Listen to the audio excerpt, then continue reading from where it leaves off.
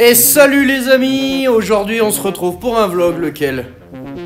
Qu'est-ce qu'on va faire aujourd'hui? Ah, on attaque le moteur. Ça je pense c'est un vlog qui va vous attendre avec grande impatience. On va le diviser en plusieurs catégories, allumage, embrayage, enfin toutes les parties du moteur pour que tout le monde puisse bien suivre. Et on finira par le démarrage et à la fin quand on aura tout remonté on fera la prise de code, donc le rapport volumétrique, le squish, le taux de compression, l'incidence déclapée, donc on verra ça au fur et à mesure. Aujourd'hui on va faire l'allumage, c'est le plus simple. Je vais tout tourner ce soir et après je vous mettrai les vlogs catégorie par catégorie, parce que sinon ça sera trop long et puis poursuivre pour vous ça sera beaucoup mieux. Si t'arrives sur la chaîne un peu plus tard et qu'on a fait tous les vlogs pour le moteur et que tu veux faire ton moteur tout de suite, je te conseille, si t'as les roulements de Villebrequin, d'aller les mettre au congèle, on verra pourquoi.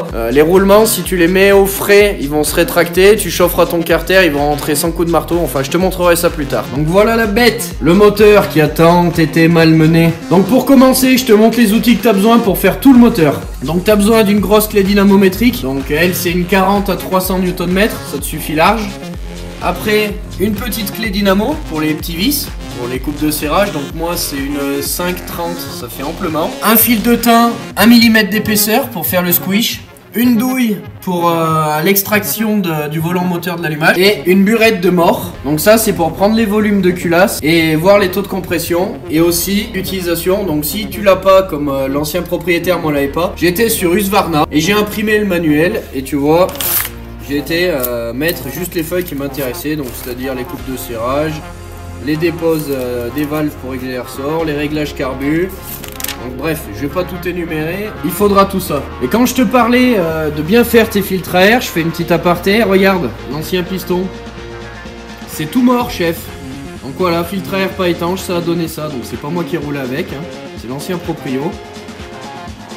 Tu vas me poser la question, mais je te le dis, pourquoi c'est démonté ici? Pour la bonne et simple raison que vu que le piston était mort, bah, le cylindre l'est aussi, donc il est parti en Nicasile. Donc vu que j'ai toutes mes pièces, j'attends plus que ça pour pouvoir le finir complètement. Donc je voulais pas te faire attendre et faire 4 vlogs après pour savoir quand c'est qu'on allait avoir le cylindre, faire des trucs, blablabla. Enfin bref, tu t'en fous. Donc voilà, je te propose, on attaque tout de suite avec l'allumage, mais avant un petit mot pour le jeu concours du pantalon Gadou. Donc pour le tirage au sort du pantalon Gadou, on fera ça fin février, au moins ça laissera le temps à tout le monde. On te contacte si c'est toi qui as gagné, on fera le tirage au sort devant vous. Sans plus attendre, on attaque l'allumage.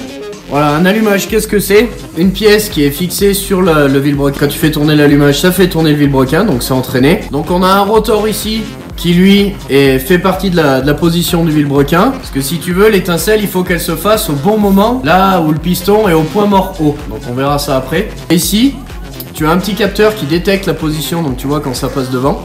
Ça le détecte, ça monte après au faisceau électrique, bobine et tout. Et après ça envoie l'étincelle à la bougie qui te fait déclencher la combustion à l'intérieur du moteur. Donc voilà, comme tu peux le voir ici, une combustion normale d'un moteur 4 temps. Donc 4 temps, 2 temps c'est exactement la même chose, mis à part que le 4 temps allume une fois sur deux. Donc ton piston monte, il se fait allumer, il descend, il remonte. Il ne s'allume pas, comme tu peux le voir. Ça injecte du mélange gazeux, il redescend, il remonte et après il se refera allumer.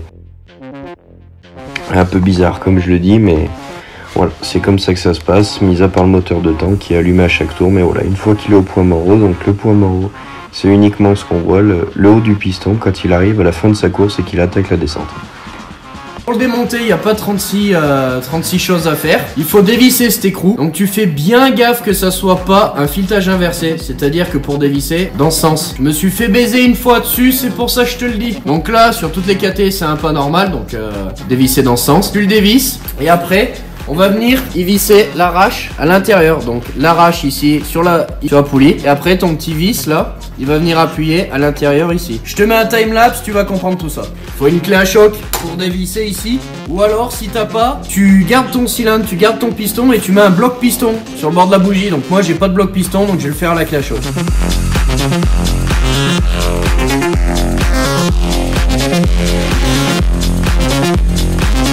J'ai bienvenue. Quand tu mets ton arrache ici, c'est un filetage inversé. Donc tu vois, si tu le visses, ça rentre pas. Par contre, si tu dévisses, il va y rentrer dedans. Donc c'est un filetage inversé, faut bien faire gaffe là-dessus.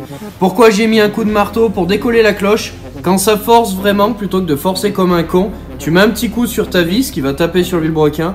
ça va faire un petit à-coup et ça fera que ta cloche va se défaire. Après, une fois que tu as viré, tu as une petite rondelle avec l'écrou à pas perdre. Si t'es vraiment pas sûr de pouvoir tout remonter, de te souvenir de l'ordre, des vis et tout, hésite pas à prendre des photos. Et au remontage, tu vas regarder tes photos et tu sauras chaque vis où ça va. T'as enlevé le rotor, et bah t'as le stator à l'intérieur, donc c'est la bobine qui va créer le courant en tournant par un aimant, c'est ni plus ni moins que ce système là. Donc tu as ces deux vis ici à enlever, et une fois que tu as enlevé ces deux vis, tu pourras retirer la bobine. On enlèvera aussi les deux vis ici. Le joint, suffit juste de le tirer et tout va venir. Ici, je sais pas si tu le verras, mais t'as une clavette. Donc ton allumage, tu pourras pas le décaler. Il est claveté. Si on veut déphaser l'allumage, on est obligé de passer par des systèmes autres ici, de jeux. Moi, je m'y connais pas assez pour le faire. Donc les deux vis BTR ici, les deux vis de 6 et après on regarde bien.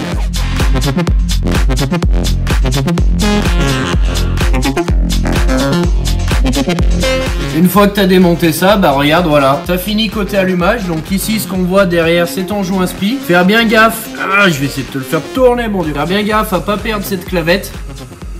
Parce que si tu la perds, comment te dire que tu es gravement dans la merde. Donc pour pas perdre tes vis, ce que je te conseille, tu vois, moi sur l'établi, je m'organise comme ça. Parce que bon, là ce soir, je vais ouvrir tout et je vous ferai plusieurs vlogs. Donc j'ai des boîtes en préparation ici qui vont aller pour la boîte, pour l'embrayage, pour l'allumage. Donc si t'as peur de perdre des vis, tu vois, tu mets tout à l'intérieur et les vis qui tiennent, tu les reposes dessus. Bon, qui tiennent, je vais mentir, cette affaire de connard là.